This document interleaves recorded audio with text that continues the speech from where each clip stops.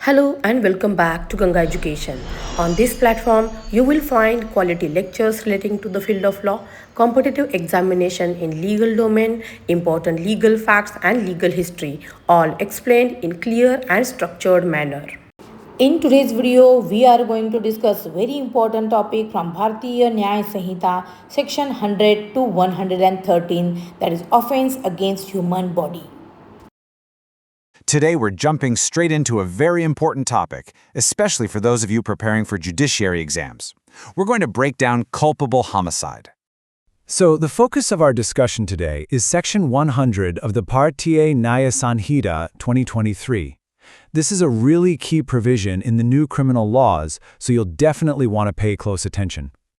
So what does this section actually tell us? Well, simply put, it defines the offense of culpable homicide. It says that if a person causes another's death by an act done with the intention of causing death or with the knowledge that the act is likely to cause death, then they've committed culpable homicide.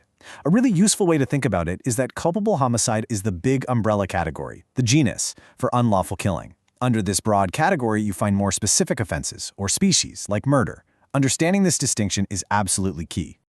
Okay, to really get a handle on this section, we need to break down the mens rea, or the guilty mind, into its three core parts. First, there's the direct intention to cause death. Straightforward, right? Second, it's about having the intention to cause a bodily injury that is likely to cause death. And third, and this is a crucial one, it's simply having the knowledge that your act is likely to cause death, even if you didn't have that specific intention. These 3 points are really the pillars that define this entire offense. Let's make this concept concrete with a practical example. Imagine a person A shoots another person B right in the chest. Now, in a situation like this, the intention is crystal clear, isn't it? The act of shooting someone in a vital area directly points to an intention to cause death. So, if B dies as a result, this scenario perfectly satisfies that first ingredient we just talked about. Now here's where it gets really interesting, especially when we look at how the courts have interpreted all of this. The landmark case you absolutely must know is Reeg versus Govinda. So what happened in this case? The accused struck his wife, which unfortunately led to her death. The court's ruling was fascinating. They found him guilty of culpable homicide, but, and this is the key part, not murder. You might ask why. It was because while the accused certainly had the knowledge that his act was dangerous, the prosecution couldn't prove a specific intention to cause death. This case is absolutely fundamental for understanding that very fine but very critical line between culpable homicide and murder. And here's a very important detail for your exams. This section isn't entirely brand new. It directly corresponds to what was formerly Section 299 of the Indian Penal Code of 1860. So remember, with the new legislation, what was Section 299 of the IPC has now become Section 100 of the Bharatiya Nyaya Sanhita 2023. So, why is this all so important for your preparation? Well, this section is a hot topic. It's crucial for both the prelims and mains of the judiciary exams, and it's just as important for the APO exams. You should definitely expect direct questions on its core ingredients and, most critically, on how it differs from Section 101, which covers murder. Nailing this distinction can be a real game changer for your marks. All right, before we finish, let's do a quick revision to make sure this all sticks. First, we discussed Section 100 of the Bharatiya Nyaya Sanhita 2023. Second, the core concept to remember is that it's about unlawful killing defined by the mental element that's either intention or knowledge. And third, the key case law that's essential for understanding its scope is Reeg versus Govinda. For more judiciary-focused legal content, stay connected with Ganga Education. If you're gearing up for your law exams, you know that offenses against the human body are an absolutely massive topic. So today, we're going to demystify one of the most critical sections you'll face, Section 101 of the new Bharatiya Nyaya Sanhita 2023, which deals with the grave offense of murder. All right, so here's how we're going to tackle this. First, we'll nail down the fundamental distinction between culpable homicide and murder. Then, we'll dive deep into the 4 clauses of Section 101 itself. After that, we'll break down the essential ingredients to prove murder, look at some game-changing landmark cases, and cover the 5 legal exceptions that can change everything. And we'll wrap it all up with some key takeaways to help you ace your exams. Before we go any further, you have got to get this principle stuck in your head. Seriously, think of it like this. Culpable homicide is the big umbrella category, the genus. Murder is the really specific, super serious version that fits under that umbrella. It's the species. Our whole job today is to figure out what it takes to elevate the general offense to that specific, graver one. So, what is that elevating factor? What's the real difference? The line between these two offenses all comes down to the degree of intention or knowledge, what we lawyers call the mens rea, or the guilty mind. And Section 101 of the BNS, well, that's our toolkit. It gives us the exact tests to figure out when that line has been crossed. Now, for those of you who have already spent hours and hours on the old Indian Penal Code, don't panic. Section 101 in the BNS is pretty much a direct carryover from the old Section 300 of the IPC. The core principles, the landmark cases, and all that legal reasoning you've learned, it's all still totally relevant. We're just looking at it under a new name. Okay, let's get to the real heart of the matter. Section 101 starts by saying that culpable homicide is murder if it checks one of 4 specific boxes, or clauses. These clauses are like legal filters that help us measure just how serious the offense really is. And here are those 4 filters. Clause A is the most obvious. You straight up intended to kill someone. Simple. Clause B is about having special knowledge. For example, knowing someone has a severe heart condition and intentionally giving them a huge fright. Clause C is more objective. It's about the injury itself. Was it lethal by its very nature, like a stab to the heart? And finally, Clause D is for acts of extreme recklessness, like firing a gun into a crowd without any specific target. Now, let's switch hats for a second. If you're the prosecutor trying to make a murder charge stick in court, you have a checklist. You have to prove 4 essential ingredients. If you miss even one, the whole case can fall apart. First, and this is pretty obvious, a human being must have died. Second, you have to prove the accused act was the direct and immediate cause of that death, the causa causans. Third, and this is the crucial part, you have to prove a special mens rea, a higher degree of a guilty mind. And how do you define that? Well, you use those 4 clauses we just talked about. And finally, you have to show that the act doesn't fall under any of the 5 legal exceptions. This all ties back to a cornerstone of criminal law. Actus non facit reum, nisi mens sit rea. It's just a fancy Latin way of saying an act isn't a crime unless you have a guilty mind to go with it. For culpable homicide, you need a guilty mind. But for murder, the law demands something more. A higher, more specific, and more blameworthy mental state. Okay, so we've looked at the law on paper. But how does this all actually work in a real courtroom? That's where landmark cases come in. They bring these principles to life.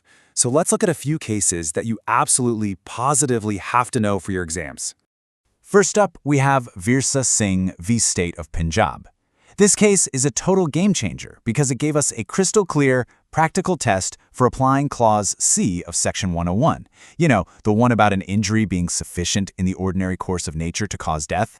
So the Supreme Court came up with this brilliant 4-stage test. First, the court asks, was there an injury? Simple enough. Second, what kind of injury was it? Third, and listen closely, this is the most important part, did the accused intend to cause that specific injury? Not death, but the injury itself. This is so clever because it stops someone from stabbing a person in the heart and then claiming, oh, I only meant to give them a little poke. And finally, the court objectively asks, was that intended injury enough to kill a normal person? If you get a yes on all 4, boom, it's murder under Clause C. All right, next up, State of AP versus Rayavarapu Punaya. If you ever need a case to really hammer home the distinction between culpable homicide and murder, this is the one you go to. It famously clarifies that core principle we started with. The court in Punaya really cemented this idea. Culpable homicide is the genus, murder is the species. The real difference is the degree of probability of death. If the knowledge or intention makes death a likely outcome, it's culpable homicide. But if it makes death a highly probable, almost certain outcome, then the needle swings all the way over to murder. And of course, no conversation about murder law is complete without the legendary case of K.M. Nanavati v. State of Maharashtra. This case was huge. It captivated the entire nation and was one of India's last ever jury trials. For us, it's the ultimate authority on the first exception to murder, grave and sudden provocation. You know, the timeline tells the whole story here. At 1 p.m., Nanavati finds out about his wife's affair. But he doesn't act right away. He goes to his ship, he gets his pistol, and it's not until 4:30 p.m., over 3 hours later, that he confronts and kills the man. The court looked at that time gap and said, no way, that was more than enough time for the heat of passion to cool down. The provocation might have been grave, but legally it was no longer sudden. And that leads us perfectly into the 5 crucial safety valves built into the law. Even if an act seems to fit into one of the 4 clauses of murder, it can be knocked down to the lesser offense of culpable homicide if the accused can prove their case fits into one of these 5 special exceptions. And remember, there are exactly 5 of them. For your exams, you need to know what they are and the specific conditions that come with each one. So, here they are. First, the one we just saw with Nanavati, grave and sudden provocation. The next 2 are about acting in good faith but going a bit too far, exceeding your right of private defense, or a public servant exceeding their powers. The 4th is for deaths that happen in a sudden fight, in the heat of the moment, with no premeditation. And the 5th is a really unique one, involving the consent of a victim who is over 18 years old. All right, let's bring it all home. At the end of the day, you need to be able to apply these rules to different scenarios. So let's do a quick, rapid-fire revision to lock all this in, focusing on how you'd use this in an actual exam answer. Just look at these examples. If A shoots B with the clear intent to kill, that's a straightforward case of murder under Clause A.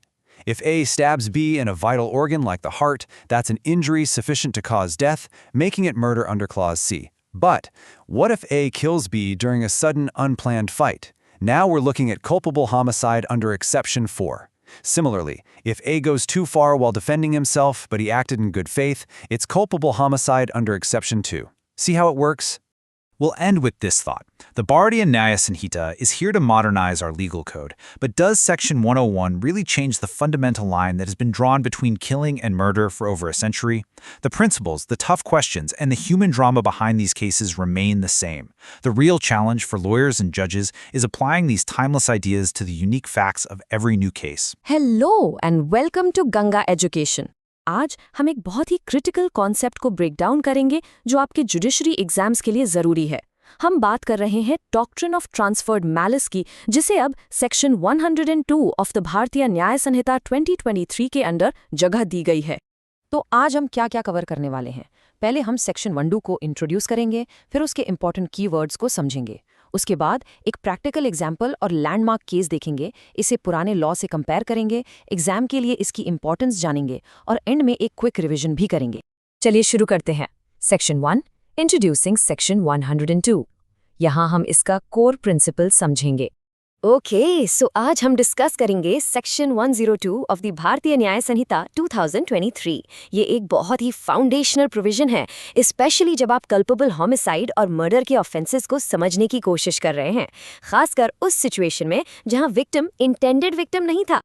अब इस section की सबसे interesting बात क्या है? ये एक बहुत इंपॉर्टेंट लीगल डॉक्ट्रिन को अपने अंदर समेटे हुए है, जिसे कहते हैं ट्रांसफर्ड मैलिस। इसे ट्रांसफर्ड इंटेंशन भी कहा जाता है। सिंपल शब्दों में इसका मतलब है कि जो गिल्टी इंटेंशन है, यानी मेंस रिया, वो एक्ट को फॉलो करता है, इंटेंडेड विक्टिम को नहीं। इंटेंशन ट्रांसफर हो जाता है। बेयर एक्ट की जो लाइन है वो इसे बिल्कुल साफ कर देती है। ये कहती है, culpable homicide by causing death of a person other than person whose death was intended. मतलब क्या हुआ? मतलब बहुत सीधा है। अगर आपका इंटेंशन ए को मारने का था, लेकिन गलती से आपने बी को मार दिया, तो लॉ आपको ऐसे ही ट्रीट करेगा जैसे आपने ए को ही मारा है। आपकी क्रिमिनल लायबिलिटी में कोई फर्क नहीं आएगा, सेम टू सेम। ठीक है, अब आते हैं अगले पार्ट पर, सेक्शन 2, डीकंस्ट्रक्टिंग द कीवर्ड्स। आप जानते हैं, एग्जाम के लिए किसी भी सेक्शन के एसेंशियल इंग्रेडिएंट्स को समझना सबसे जरूरी होता है। तो चलिए सेक्शन 102 को इसके कोर कंपोनेंट्स में तोड़ते हैं। तो इस सेक्शन में 5 इंपॉर्टेंट चीजें हैं। फर्स्ट, मेंस रिया यानी गिल्टी माइंड का होना, मतलब डेथ कॉज करने की इंटेंशन या नॉलेज। सेकंड, एक्टस रियस यानी वो फिजिकल एक्ट करना। थर्ड, किसी ऐसे इंसान की डेथ हो जाना जिसे मारने का इरादा नहीं था। फोर्थ, जो एक्चुअल विक्टिम है उसको मारने की कोई डायरेक्ट इंटेंशन ना होना। और फिफ्थ, एक्ट और डेथ के बीच एक डायरेक्ट नेक्सिस यानी कॉजेशन होना चाहिए। और हाँ, ये याद रखना बहुत जरूरी है कि मेंस रिया इसलिए कम नहीं हो जाता क्योंकि निशाना चूक गया। चलिए अब देखते हैं कि ये प्रिंसिपल प्रैक्टिस में कैसे काम करता है। Section 3, section 102 in practice. यहाँ हम एक प्रैक्टिकल एग्जाम्पल और एक लैंडमार्क केस डिस्कस करेंगे। एक क्लासिक एग्जाम्पल लेते हैं। मान लीजिए ए अपने दुश्मन बी पर गोली चलाता है। उसकी इंटेंशन बिल्कुल क्लियर है, बी को जान से मारना, लेकिन निशाना चूक जाता है और गोली पास में खड़े सी को लग जाती है और सी की ऑन द स्पॉट डेथ हो जाती है। अब यहाँ भले ही ए ने सी को मारने का कभी सोचा भी नहीं था, सेक्शन 102 के तहत ए कल्पेबल होमिसाइड के लिए ठीक वैसे ही लायबल होगा जैसे उसने बी को ही मारा हो। इस डॉक्ट्रिन पर एक बहुत ही इंपॉर्टेंट लैंडमार्क केस है सुप्रीम कोर्ट का, स्टेट ऑफ राजस्थान वर्सेस धूल सिंह। इस केस का जो सेंट्रल इशू था वो था mistaken identity.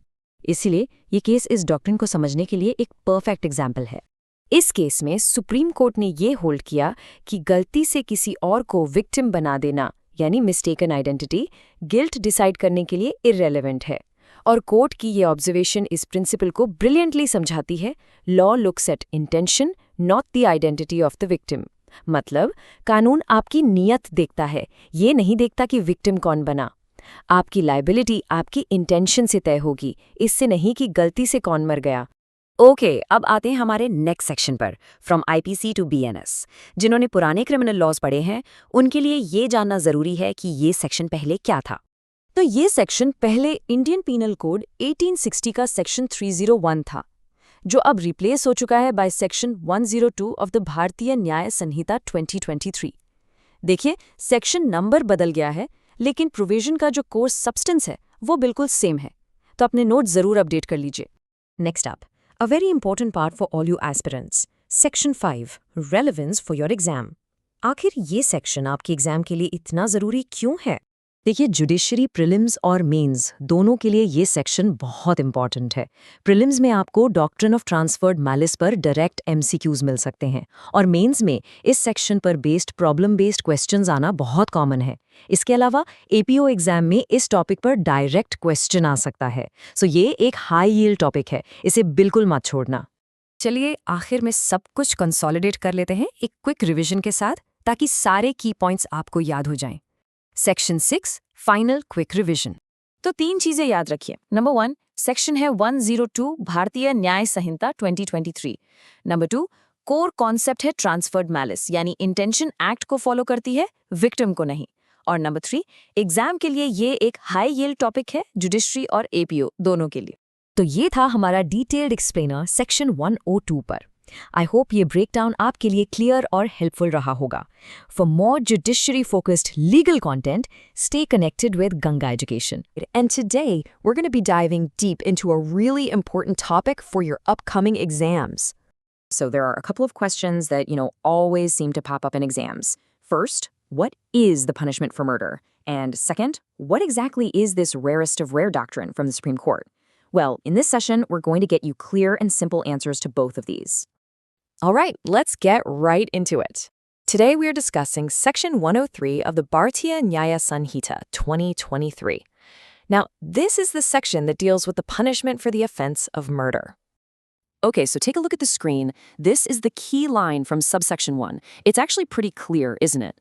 It says that there are 2 main punishments for the crime of murder. It's either the death penalty or it's imprisonment for life. And notice the last part, and shall also be liable to fine. That means a fine is going to be imposed along with either of those punishments. Now, to really understand this section, it helps to think of it in 2 parts. The first part deals with what we can call general punishment. This is for a murder committed by an individual. And the second part, which is new and very significant, deals with aggravated punishment. And this is specifically for murders that are committed by a group. So, let's break down that first part, subsection 1. If a single person commits murder, this is the section that applies. The court has a choice, either the death penalty or life imprisonment. Now, how does the court decide? It uses its discretion, but this isn't random. It's based on very specific judicial principles, which we'll touch on in just a moment. And don't forget, the fine is mandatory no matter which sentence is given. Okay, now for subsection 2. This is a game changer because it directly targets crimes like mob violence. There are 3 key things to remember here. First, the group must have 5 or more people. Second, the motive for the murder has to be something like race, caste, or community, some kind of discriminatory reason.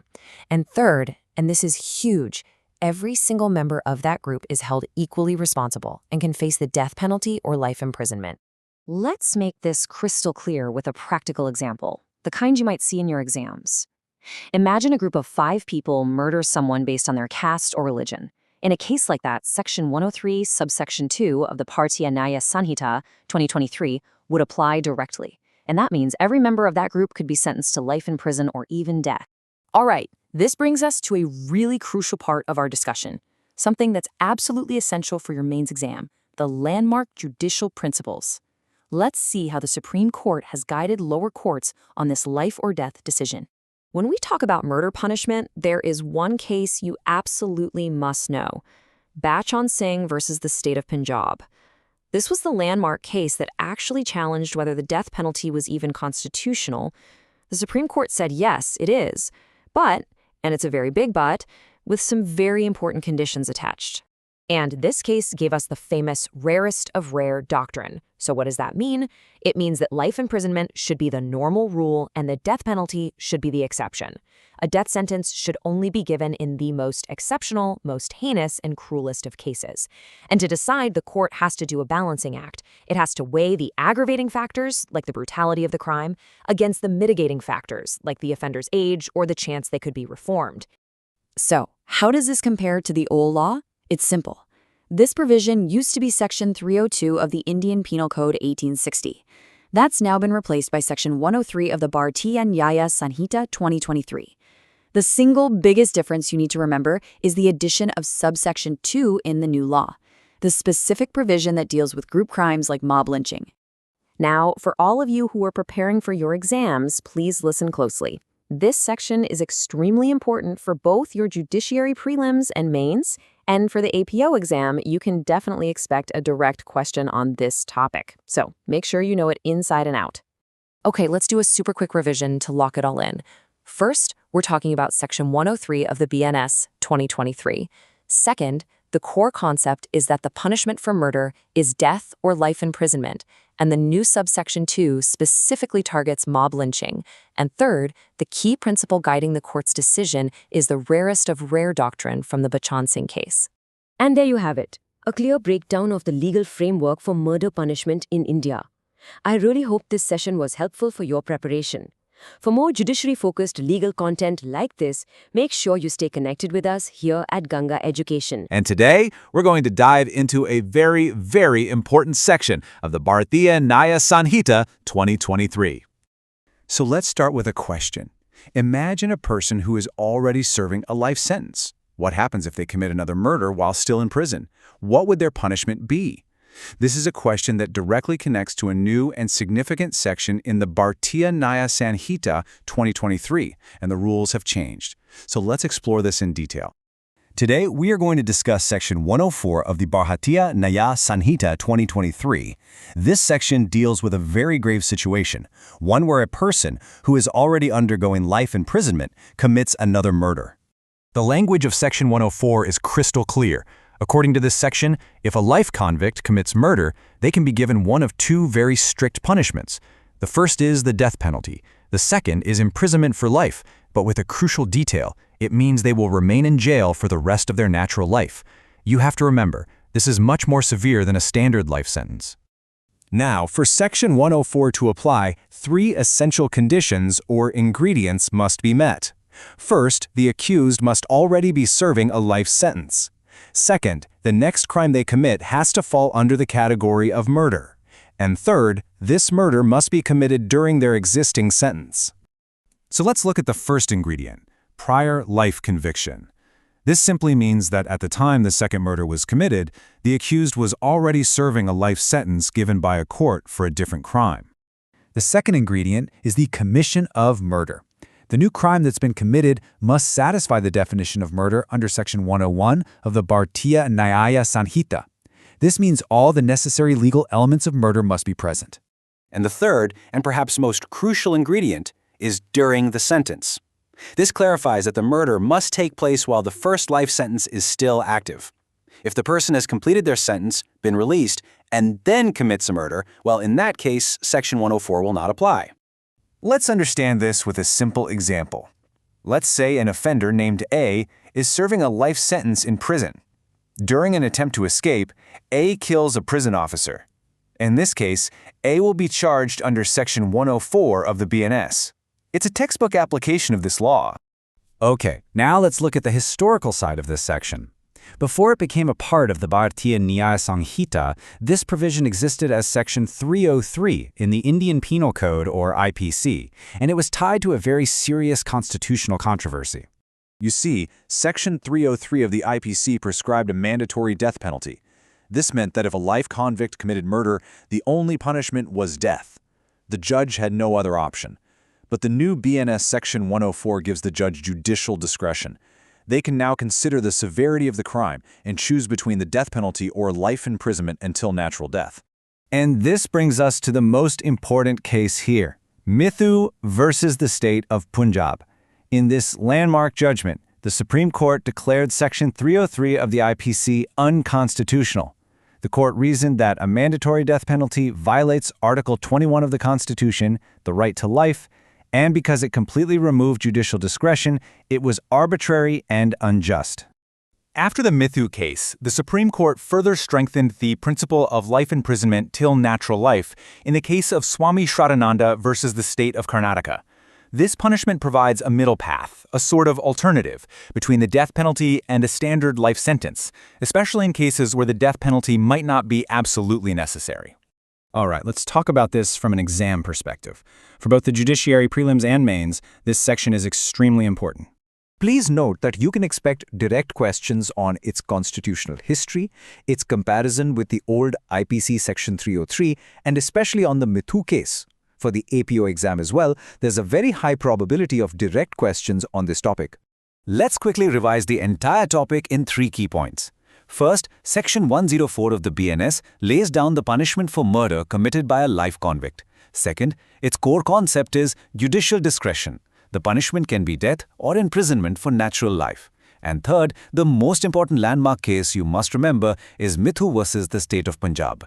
For more judiciary-focused legal content, stay connected with Ganga Education. Today, we're diving into a really crucial provision for your upcoming exams, Section 105 of the Bharatiya Nyaya Sanhita 2023. This section deals with the punishment for culpable homicide that doesn't amount to murder. So here's how we're going to tackle this. First, we'll look at the provision itself. Then, we'll decode the super important difference between intention and knowledge. After that, we'll see how it's applied in court, discuss why it matters so much for your exams, and then we'll wrap it all up with a quick revision summary. All right, let's get started. First things first, let's understand the basic provision of this section and what it's all about. Today we are discussing Section 105 of the Bharatiya Nyaya Sanhita 2023. Now, it's really important for you to remember that this is the new law that corresponds to what used to be Section 304 of the Indian Penal Code 1860. The core of the section says that anyone who commits culpable homicide that doesn't quite cross the line into murder will be punished. So what does that mean in simple terms? Well, it sets the penalty for causing a death where the act was illegal, but it just doesn't meet that very high standard required to be called murder. Now we get to the absolute heart of Section 105. This is the critical distinction between an act that's done with intention versus one that's done with knowledge. Believe me, this difference is everything. It's what decides how severe the punishment will be. You see, Section 105 is neatly divided into 2 parts, and it all depends on the accused person's state of mind. First, we have Part I. This part covers cases where there was an intention to cause death or a bodily injury that was likely to cause death. Then we have Part II. This applies when there was no such intention, but only the knowledge that the act was likely to cause death. This table here makes the comparison crystal clear. As you can see, Part I, which is based on intention, is obviously considered much more serious, and the punishment shows it. It could be life imprisonment, or a term from 5 to 10 years, plus a fine. On the other hand, Part II, which is based on mere knowledge, is less severe. The punishment there is up to 10 years imprisonment, or a fine, or it could even be both.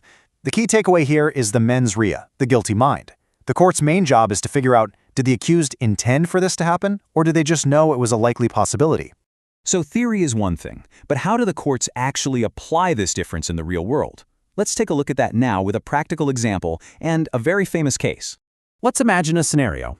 Suppose a person, let's call him A, throws a really heavy stone from the top of a tall building down onto a crowded street. Now, A doesn't have a specific person in mind to kill, but he definitely knows that his act is so dangerous that there's a very high chance it could kill someone. If a person on the street dies because of that stone, A would be held liable under Part 2 of Section 105. Why? Because the act was committed with knowledge, not a specific intention to kill.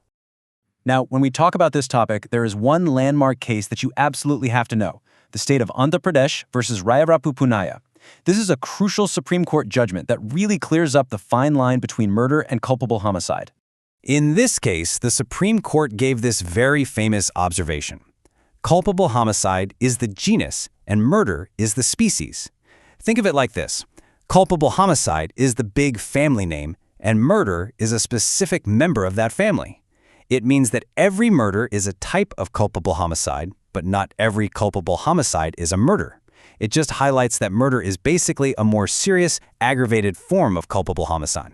Okay, let's shift gears now and focus on exactly why this section is so incredibly important from your exam point of view. For your exams, it is absolutely essential to remember this change in the law.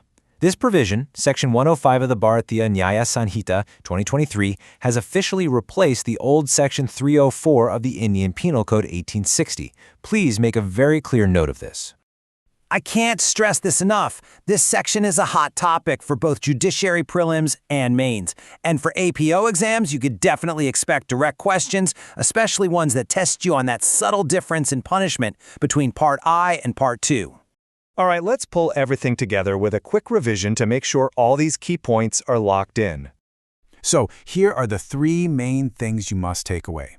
First, the section number is 105 of the BNS 2023. Second, the core concept is that two-part punishment system based on the mental element, intention in Part 1 versus knowledge in Part 2. And third, from an exam perspective, this is a high-yield topic because it's the direct replacement for the old Section 304 of the IPC. For more judiciary-focused legal content, please stay connected with us here at Ganga Education. Today, we're going to dissect a very important section from the Bharatiya Nyaya Sanhita 2023, and that's Section 106. Now, what makes this section so special? Well, it hasn't just replaced an old law, it's completely changed the legal system's approach to deaths caused by negligence, especially in those critical hit-and-run cases. All right, let's dive right into it. So, here's our game plan for this explainer. We're going to start with the actual text of the law itself, then we'll decode its core concepts, what rash and negligent acts really mean. From there, we'll jump into some real-life scenarios, look at a landmark Supreme Court ruling, and finally wrap it all up with a neat summary for your exam strategy. All right, just as we laid out, let's begin with the absolute foundation of this topic. What does the law actually say? Today, we will discuss Section 106 of the Bharatiya Nyaya Sanhita 2023. This section takes the place of the old law that dealt with causing death by negligence. But, and this is key, it introduces some very significant changes that you need to know about. Now let's focus on that phrase, not amounting to culpable homicide. What does that really mean? Well, in simple terms, this section is for cases where there was absolutely no intention to kill anyone. In legal language, the mens rea, or the guilty mind, is completely absent. The death is the result of a careless act, not a pre-planned one. And this is where this section gets really interesting. The law lays out different punishments for different situations. For general negligence, it's up to 5 years.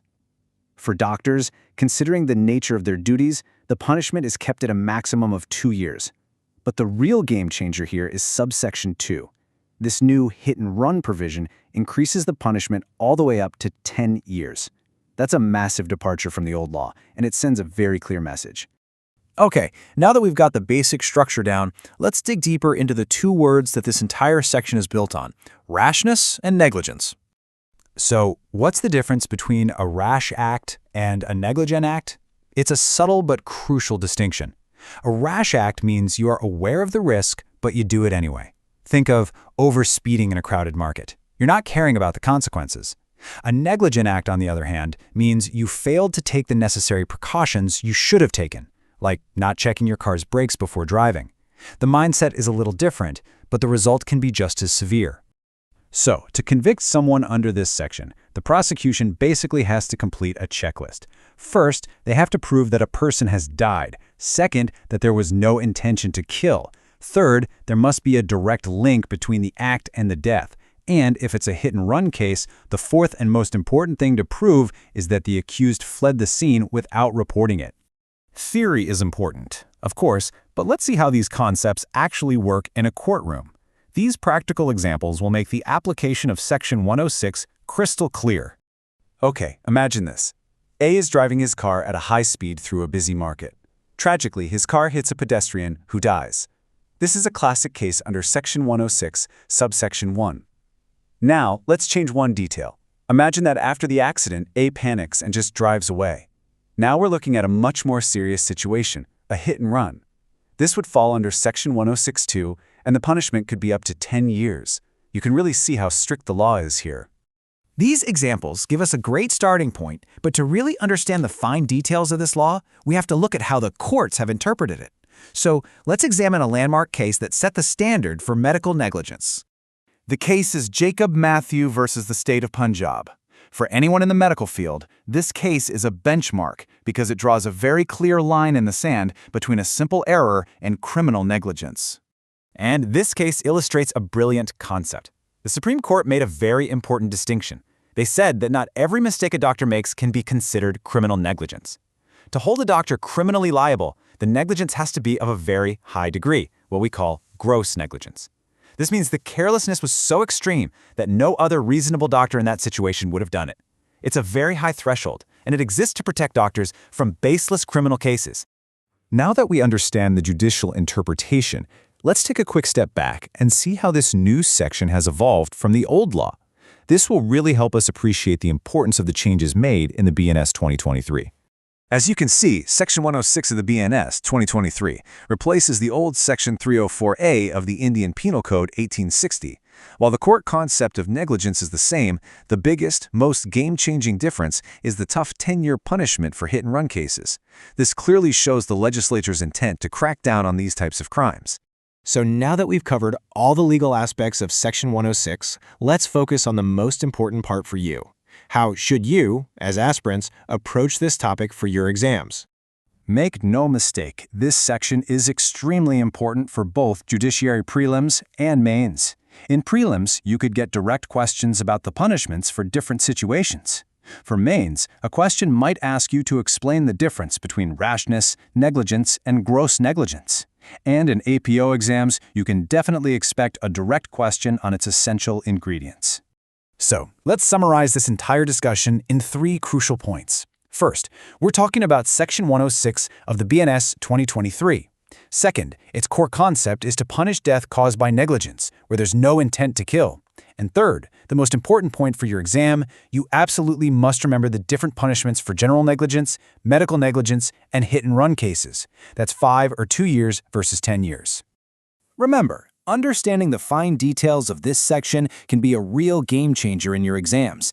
Keep studying, stay focused, and we'll see you in the next explainer. For more judiciary-focused legal content, stay connected with Ganga Education. All right, today we're diving into a really critical and, frankly, very serious piece of law, Section 107 of the Bharatiya Nyaya Sanhita. Now, this isn't just about any abetment of suicide. Oh no, we're talking about a specific, aggravated form of the crime that carries some of the heaviest penalties you'll find anywhere in the code. So let's get right into it. So let's kick things off with a big question, one that gets right to the heart of what we're discussing.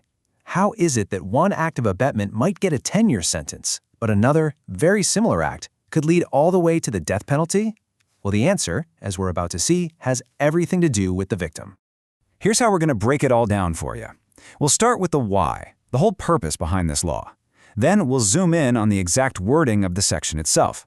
After that, we'll decode what it actually takes to get a conviction, look at the legal principles the courts use, see how this all plays out in some major cases, and then wrap it all up with the key takeaways you'll want for your exams. So first things first, let's talk about the core mission of this law. Section 107 isn't just some random rule. You have to think of it as a legal shield. It's been specifically created to protect the most vulnerable people in our society, the ones who, for various reasons, just can't protect themselves. And this right here, this is the fundamental principle driving the whole section. The law works on a really clear moral compass. The more vulnerable the victim is, the more responsibility and liability falls on the person who takes advantage of that weakness. It's all about acknowledging that certain people just can't give real informed consent. Okay, so with that principle in mind, let's move on to the law itself. Let's look at the actual text to see how this idea is written right into the statute and really understand its power. The title of the section says it all. doesn't it? It's super explicit. This applies when someone from one of these specific groups, a child, a person of unsound mind, someone who's delirious, or someone intoxicated, commits suicide and you're the one who pushed them towards it. The law doesn't mess around. It's very clear about who it's trying to protect. So who exactly falls under this protective umbrella? Well, first, a child, anyone under 18. Then a person of unsound mind, someone who can't really grasp the consequences of what they're doing. A delirious person, maybe from a high fever or some kind of shock, and finally an intoxicated person whose judgment is seriously impaired. You see the common thread, right? It's all about a compromised ability to think rationally. And this shows just how seriously the law takes this offense. The punishments are incredibly severe. We're looking at a 3-tiered system that starts at a hefty prison term and goes all the way up to life imprisonment and even the death penalty. That just underscores the gravity of this crime. So what does a prosecutor actually have to prove to get a conviction under Section 107? Let's break down those essential ingredients, the building blocks of the offense, that have to be proven beyond a reasonable doubt. Okay, there are 5 key things. First up, the suicide actually has to happen. An attempt doesn't fall under this specific section. Second, the victim has to be from one of those 4 vulnerable groups we just talked about. Third, you need a clear act of abetment. That means instigation, conspiracy, or intentional aiding. Fourth, and this is absolutely crucial, there must be mens rea, a guilty mind. There has to be a clear intent. And finally, there must be a direct causal link, a clear line connecting the abetment to the tragic act itself. Now, courts don't just pull these interpretations out of thin air. They rely on these age-old foundational principles, what we call legal maxims. Think of them as the basic operating system that helps the legal hardware run correctly. Now, check out how these maxims work together here. The first one, actus non facit reum nisi mens sit rea, basically means an act isn't guilty unless the mind is guilty. That supports our need for intent. The second one, qui facit per alium facit per se, means he who acts through another acts himself. So the law treats the abettor as if they were the one who committed the final act. But it's that third one that is so important for understanding Section 107. And this is the point you need to burn into your memory. The maxim volenti non fit injuria, the idea that no injury is done to a willing person, is thrown right out the window here. It is completely not applicable. You can't stand up in court and argue that the victim consented, because the entire foundation of this law is that these individuals are legally incapable of giving that consent. It's a non-starter. Okay, theory is one thing, but how does all of this actually look inside a real courtroom? Let's jump into some landmark case law to see this law in action. The case of Gurcharan Singh versus the state of Punjab is a classic example. Here, the accusation was that the accused had been harassing the victim, and that this harassment led to their suicide. But the court drew a really important line in the sand. General harassment is just not the same thing as direct instigation. The bar for abetment is set way higher. The court's ruling hinged on this phrase: the abetment must be a proximate cause of the suicide. So what on earth does that mean? Well, think of it like this. There has to be a direct, immediate link, a close connection. The accused actions can't just be some distant, vague factor in the background. They have to be the direct trigger that set off the final act. So what was the verdict? An acquittal. Why? Because the prosecution just couldn't prove that direct link. This case really cemented the idea that you need a clear, intentional push towards suicide to get a conviction. And other cases have added even more layers to this. In Ramesh Kumar, the court pointed out that even really harsh words like go and die aren't automatically abetment. It all depends on the context, the tone, the relationship, the whole situation. And in Chitresh Kumar Chopra, the court defined instigation as active encouragement that basically traps the victim, making them feel like suicide is their only way out. All right, let's bring it all home. We're going to boil all this information down into some sharp practical takeaways that you can use when you're studying or, sitting in an exam. Let's do a quick lightning round to make sure this is crystal clear. Okay, scenario 1. A instigates a minor to commit suicide. Does Section 107 apply? Yes, absolutely. Scenario 2. A manipulates a mentally ill person to die. Yep, that's another clear case. But what about this? A general quarrel happens, but there's no specific intent to cause suicide. Is that abetment? Nope. That distinction is everything. So, if you remember nothing else from this explainer, remember these 3 things. The purpose of Section 107, to protect the vulnerable. The requirement, not just an act, but a clear act of abetment combined with a guilty mind, or mens rea. And the consequence, it can be the most severe punishment that our legal system has. And we'll end on a thought-provoking question for you to consider. The law, as we've seen, demands a very high standard of proof, that direct, proximate link, that clear intention. So here's the debate. Does this high legal standard, which is rightly there to stop wrongful convictions, accidentally create a bar so high that it becomes nearly impossible to get justice for the very victims this law was designed to protect? It's a really tough balancing act at the heart of criminal law. Today, we're going to tackle a really sensitive and legally pretty complex topic, Section 108 of the Bharatiya Nyaya Sanhita. Now, this is the new provision for abetment of suicide, and it actually replaces Section 306 of the old Indian Penal Code. And trust me, it raises some really tough questions. At the very heart of this whole discussion is a really difficult question, right? When do harsh words, words said in anger or frustration, cross that invisible line from just being cruel into being an actual crime? When are someone's actions legally responsible for driving a person to take their own life? This is exactly the line that Section 108 tries to draw, and it's one the courts handle with extreme care. So, let's get right to the source. What does the law actually say? Understanding the exact text is always the first step to unpacking how it's applied in the real world. Okay, so the legal language starts with a tragic reality. A person has committed suicide. The law then zeroes in on anyone who abets that act. Now, this one word, abets, that's the absolute legal core of this entire offense. It's the whole ballgame, and it's what we really need to unpack. And the consequences? They are significant. We're talking about punishment that can go up to 10 years in prison plus a fine. This just goes to show how seriously the law views the act of pushing someone towards suicide. It's not treated as some minor thing. It is a grave crime. Now, for someone to be convicted, it's not nearly enough to just show that their actions were hurtful or mean. The prosecution has to prove a very specific set of legal ingredients beyond a reasonable doubt. So let's break them down. There are 4 absolutely crucial ingredients. First, a suicide must have actually happened. Obvious, but legally necessary. Second, the accused must have abetted it, and that means they either instigated, conspired, or intentionally aided the act. Third, and this one is huge, is mens rea, the guilty mind. Prosecutors have to prove the accused intended for the victim to commit suicide. And finally, there has to be a direct link, a clear nexus between the abetment and that tragic outcome. This brings us to a foundational principle of all criminal law, and it's captured in this Latin maxim, actus non facit reum, nisi mens sit rea. What does that mean? Well, it simply means an act doesn't make a person guilty unless their mind is also guilty. See, a harmful act alone isn't enough. The prosecution has to prove that the accused had the specific intention to cause the suicide. This is exactly why a thoughtless, cruel comment, while awful, often falls short of this high legal standard. All right, so we've covered the theory, the law on paper. But how does this all play out in a real courtroom? Because it's the interpretation by the courts that gives this law its real power. Let's look at some landmark cases. So in the case of Gurcharan Singh, a family alleged that harassment led to a suicide. But guess what? The court acquitted the accused. The reason? The judgment was crystal clear. Mere harassment, as bad as it is, just isn't enough. The court said it requires direct instigation, an act so severe that it literally leaves the victim feeling like they have no other option. That is a very, very high bar for the prosecution to clear.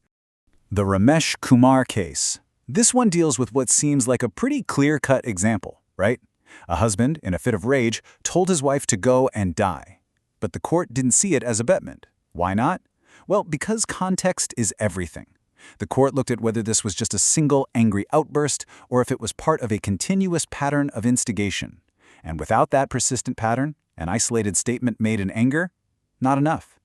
And this just shows the court's consistent approach over time. You see it in the Chitras Kumar Tripper case, which defines instigation as active encouragement. And then, in Madan Mohan Singh, the court made it clear that ordinary workplace stress, even a really harsh telling off from a boss, is not abetment. There has to be something much more direct and intentional. Getting these nuances right is absolutely essential, especially for anyone studying the law. So let's zoom in on some key distinctions that are perfect for exam prep, or honestly, just for getting a much clearer understanding of all this. Okay, a really common point of confusion is the difference between Section 107 and Section 108. The key difference, as you can see in this comparison, is the victim. Section 107 deals with the abetment of suicide of a vulnerable person, think a child or someone of unsound mind, and it carries a much, much heavier potential punishment. Section 108, on the other hand, applies to any person generally and has that maximum sentence of 10 years. So what scenarios do cross the line into abetment? Let's get concrete. Think of a situation with continuous humiliation that's specifically designed to just break a person's will. Or even more directly, knowingly providing someone with the means to commit suicide, like poison when you're fully aware of what they intend to do. These are clear-cut examples of active aiding and instigation. And on the flip side, what does not meet the threshold? Well, as we've already seen from the cases, a single angry statement in a fight is not going to be enough. Neither is causing general workplace stress.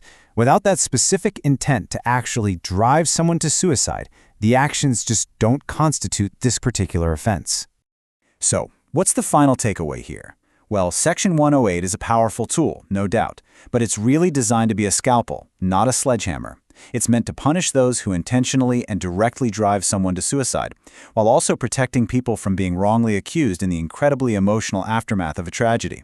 It's a very delicate legal balancing act.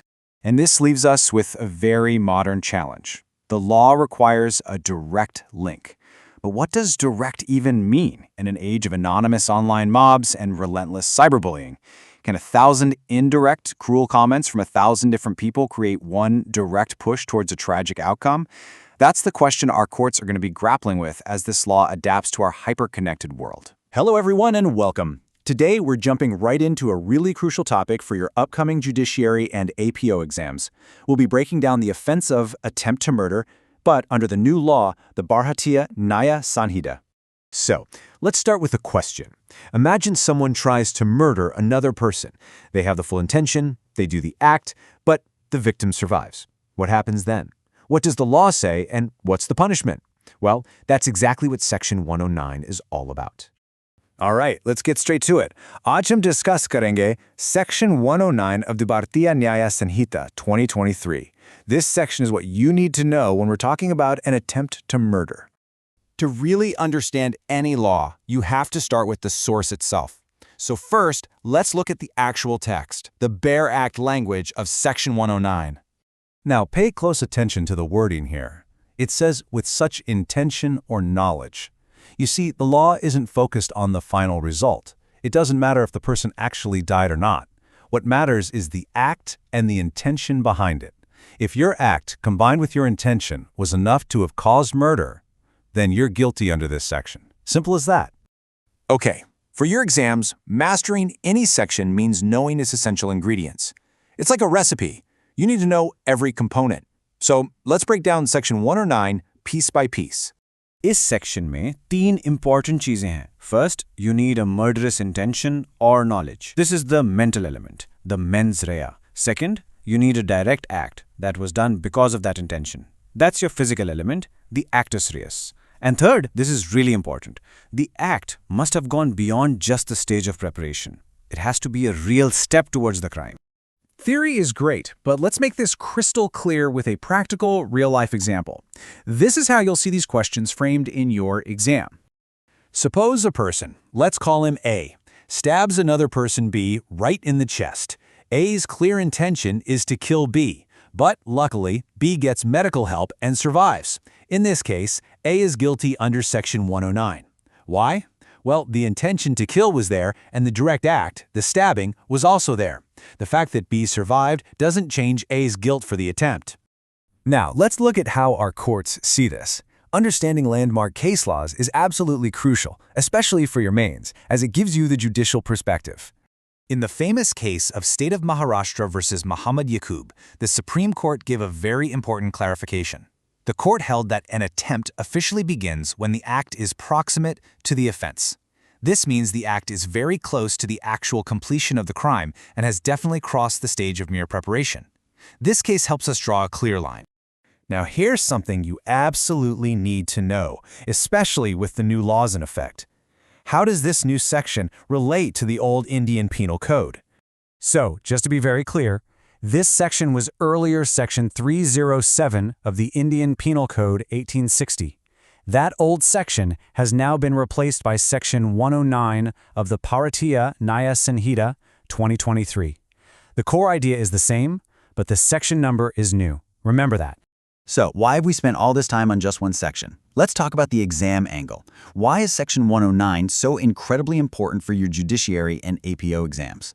Judiciary prelims or mains, दोनों के लिए ये section बहुत important है. For prelims, you can expect direct questions, maybe about the section number or its ingredients. For mains, you'll get problem-based questions where you have to apply this section. And for the APO exam, this is a key topic for framing charges. And the most crucial point in all these exams will be your understanding of the difference between preparation and attempt. All right, that was a lot of information. Let's do a super quick revision to lock in the most important points. So here are your 3 main takeaways. 1. The section for attempt to murder is now Section 109 of the BNS 2023. 2. The core concept is that the intention to kill plus a direct act is what's punishable. The outcome doesn't matter. And 3. This section is absolutely vital for your prelims, mains, and APO exams. For more judiciary-focused legal content just like this, make sure you stay connected with Ganga Education. Thank you so much for joining me.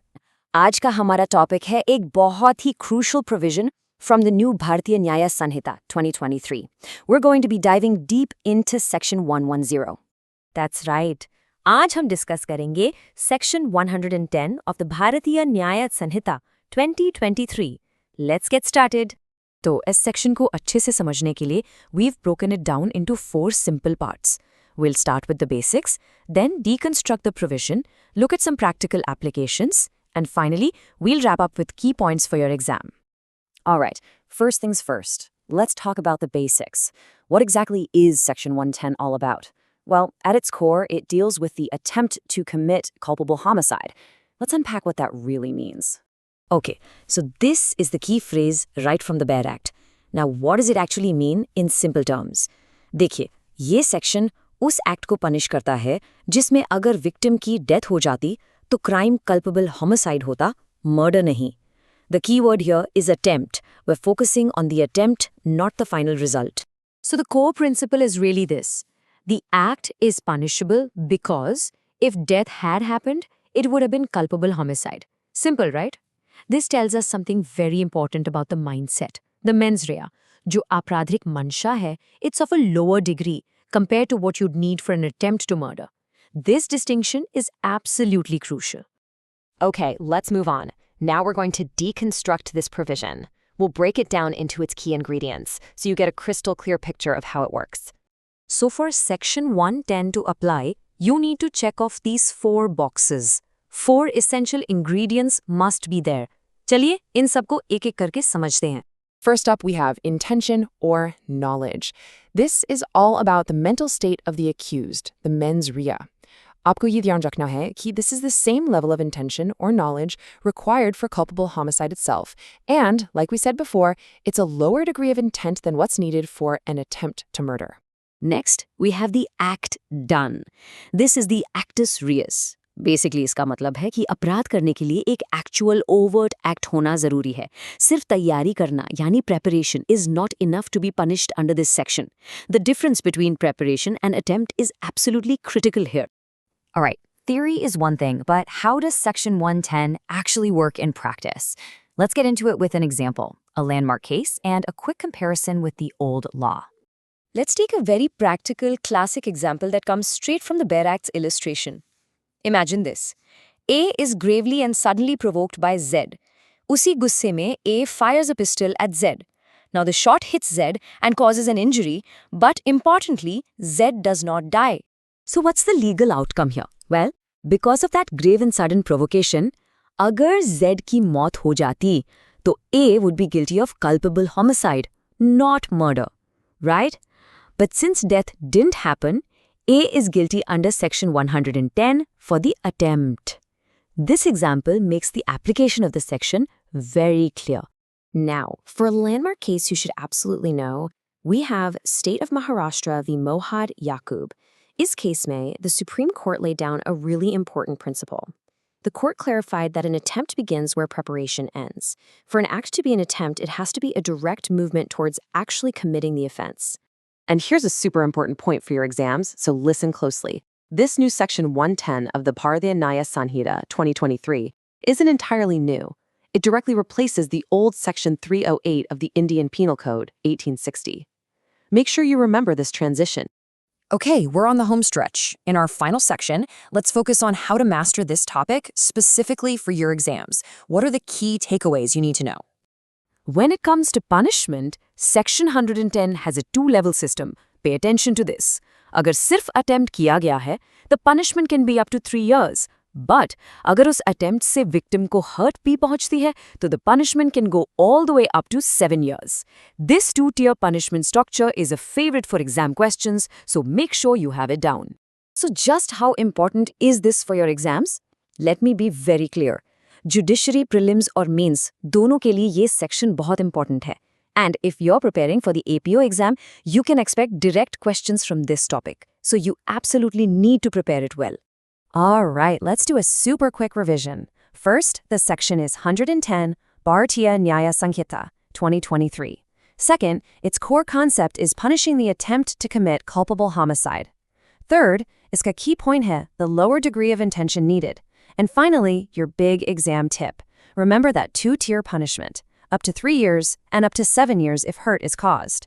So, Section 110 essentially covers the gap between preparation and a completed homicide, focusing on the danger of the act itself, even if death isn't the final outcome. For more judiciary-focused legal content, stay connected with Ganga Education. Dhanyavad. आज हम criminal law का एक बेहद important और I must say एक नया provision समझने जा रहे हैं, ऑर्गेनाइज्ड क्राइम, जिसे सेक्शन 111 ऑफ द भारतीय न्याय संहिता 2023 के तहत कोडिफाई किया गया है. So here's our game plan for this explainer. It's absolutely clear. We'll start with the basics of Section 111, then we'll decode its core ingredients, look at the judicial context, and finally, we'll focus on the most important takeaways for your exams. तो चलिए, let's get right into it, starting with our first section, the basics of Section 111. आज हम discuss करेंगे section 111 of the भारतीय न्याय संहिता 2023. So, what does this section actually do? Well, it defines organized crime. In simple words, think of it as a legal framework designed to deal with criminal activities that are systematic, happen again and again, and whose main purpose is to get money or any kind of material benefit. Okay, now that we have a grip on the definition, let's do something really important. We're going to break down this legal text into its core components, so its practical application becomes crystal clear. इस section में 3 सबसे important चीजें हैं. You have to remember these. First, continuing unlawful activity. Now, what does this actually mean? It means that in the past 10 years, at least one charge sheet has been filed for an offense where the punishment could be 10 years or more. So you see, it's serious. Second, organized crime syndicate. This one's simple, it's a group of 2 or more people. And third, and this is the key, the whole purpose must be for material benefit. Let's make this real with a practical, exam-oriented example. So, imagine a gang repeatedly threatens local shopkeepers to collect protection money or hafta. This is a classic case of organized crime. But why? Let's check the boxes. We have a syndicate, the gang. They are engaged in a continuing unlawful activity, repeatedly demanding money. And what's their goal? A clear material benefit. All 3 ingredients are perfectly met here. All right, so we've got the what. Now let's look at the how. How have our courts interpreted these kinds of special laws? And what was the legal position before the BNS came into the picture?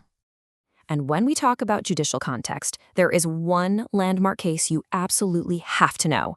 State of Maharashtra versus Bharat Shanti Lal Shah. In this case, the Supreme Court made a powerful statement.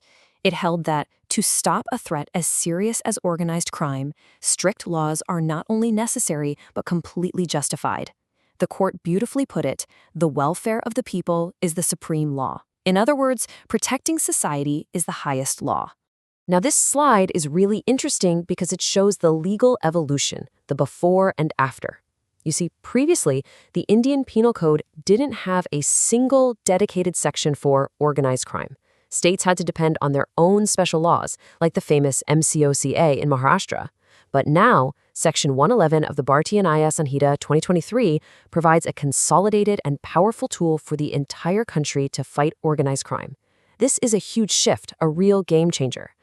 And now we come to the part I know you've all been waiting for, the exam focus. Let's break down exactly why this section is so crucial for your exams. Please remember, this section is crucial for both judiciary prelims and mains. For APO exams, you can expect direct questions on its definition, its ingredients, and the punishments. Plus, it's a highly relevant topic for answer writing on modern criminal law trends. You have to prepare it well. All right, let's do a quick revision. Just lock these 3 points in your mind. First, Section 111, Bharatiya Nyaya Sanhita, 2023. Second, the core concept. It punishes continuing unlawful activity by a syndicate for material benefit. And third, exam importance. This is a high-yield topic for all law competitive exams. For more judiciary-focused legal content, stay connected with Ganga Education. Namaskar and welcome to Ganga Education. Today, we're diving into a brand new and absolutely crucial provision in Indian law. You really need to know this for your upcoming exams because, well, it's a real game changer for how we look at street-level crime. So let's get right into it. So here's how we're going to break it all down. First, we'll start with a solid introduction to Section 112. Then, we'll really dig into the provision, understanding its core parts. After that, we'll see how it applies in the real world with some case law. And to finish, we'll bring it all together with a quick revision, specifically from an exam point of view. All right, let's begin with our first section, the introduction. Here, we're going to define what the law actually means by petty organized crime and understand exactly what legal gap this new section is designed to fill. Okay, so the main topic for our discussion today is Section 112 of the Bharatiya Nyaya Sanhita 2023. Now, this is an extremely important new provision. And you might ask, why? Well, it's because it specifically targets a type of crime that was, quite difficult to prosecute effectively before, which makes it a hot topic for your exams. Now, the BEAR Act itself says that whenever a person, as a member of a group or a gang, commits an act like theft, snatching, or cheating, they're considered to have committed a petty organized crime. So in simple words, this section isn't just about the crime, it's about how it's committed. It's targeting those organized groups that really impact our daily lives. Now, to really get a handle on the power of this section, we need to understand its different parts. So let's break down the key terms that give this whole provision its legal strength. You see, there are 3 essential ingredients here. First up is member of a group or gang. The most crucial point here is that the crime isn't being committed by just one person. No, it has to be a group of 2 or more people who are acting together, with a common goal. That element of coordination is absolutely key. Second, we have the specified offenses. The law gives us a very specific list of crimes. We're talking about things like theft, snatching, cheating, selling tickets without authorization, gambling, and even selling public exam papers. You'll notice these are all what you might call petty offenses, but when they're done in an organized way, they become a pretty big problem for society. And it's really important to see how broadly the term theft is used here. As you can see, it's not just about traditional theft. It specifically includes modern organized criminal activities like pickpocketing rings, card skimming operations, shoplifting gangs, and even coordinated ATM theft. And that brings us to the third essential element, the punishment. The penalty for petty organized crime is quite significant. We're looking at a minimum of 1 year and a maximum of 7 years in prison. And on top of that, a fine will also be imposed, which really shows how seriously the law is taking these kinds of organized activities. Okay, so let's move from the textbook to the real world. How does this section actually apply in a practical situation, and what legal principles are there to back it up? This is super important, especially for those problem-based questions that you're going to face in your exams. Let's take a very simple, practical example. Imagine there's a group of 4 people, and they work together to pickpocket people on a crowded city bus.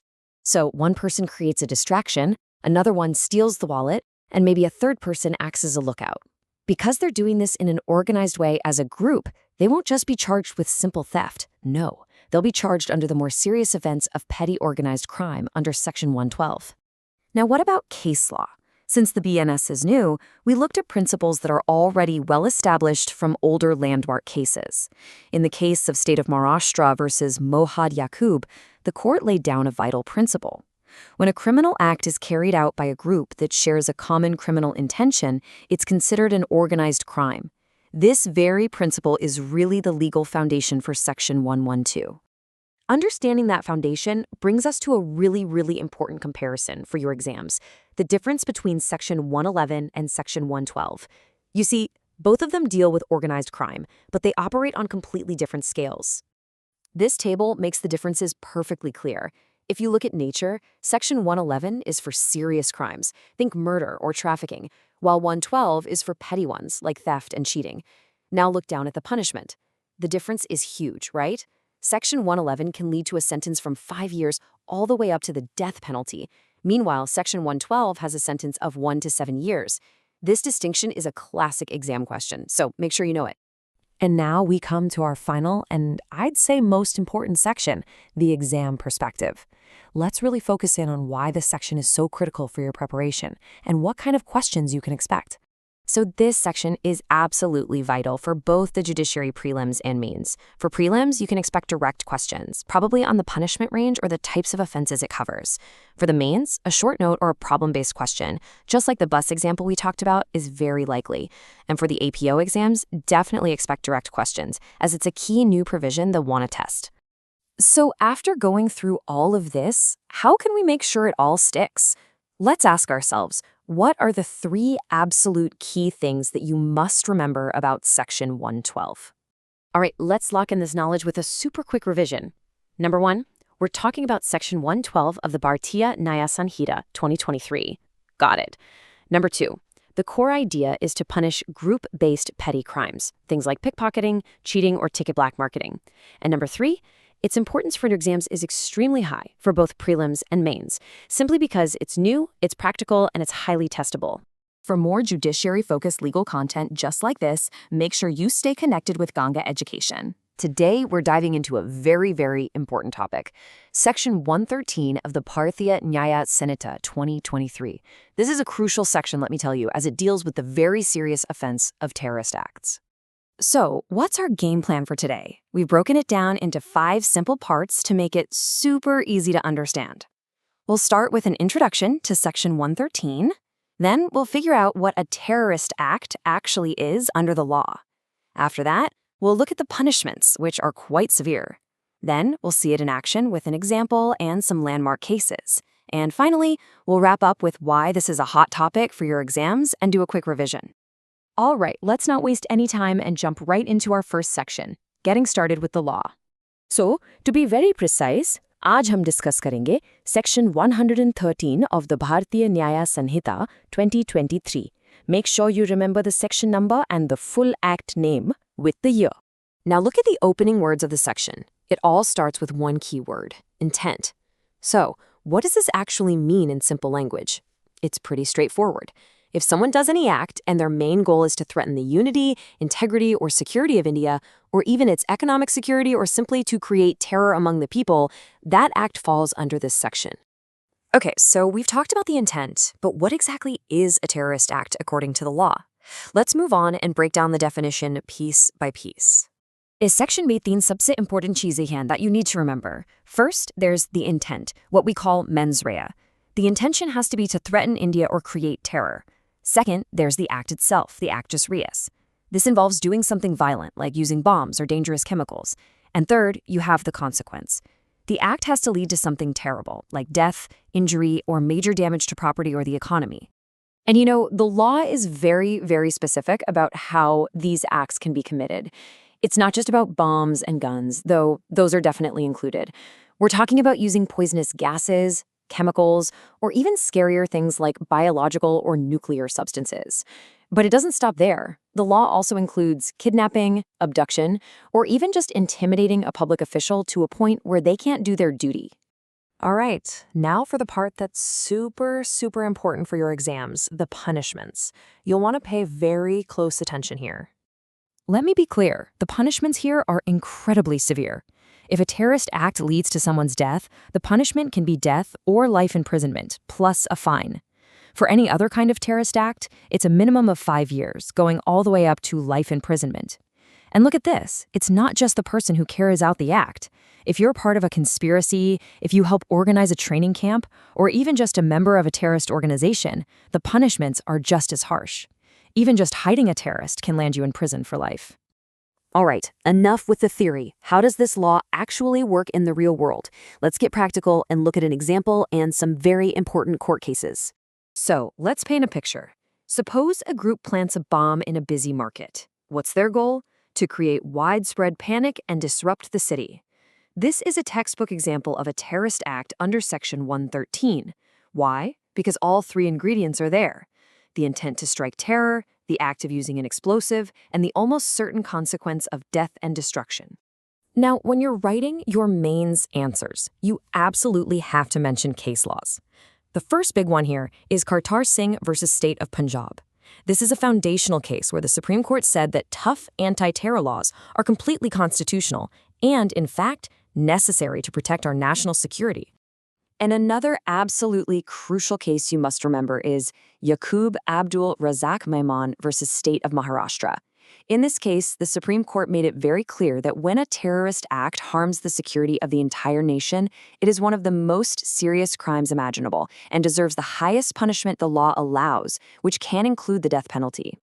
All right, we're on the home stretch now. Let's talk about the most important thing for you as an aspirant: why this section matters so much for your exams and how you can quickly revise it.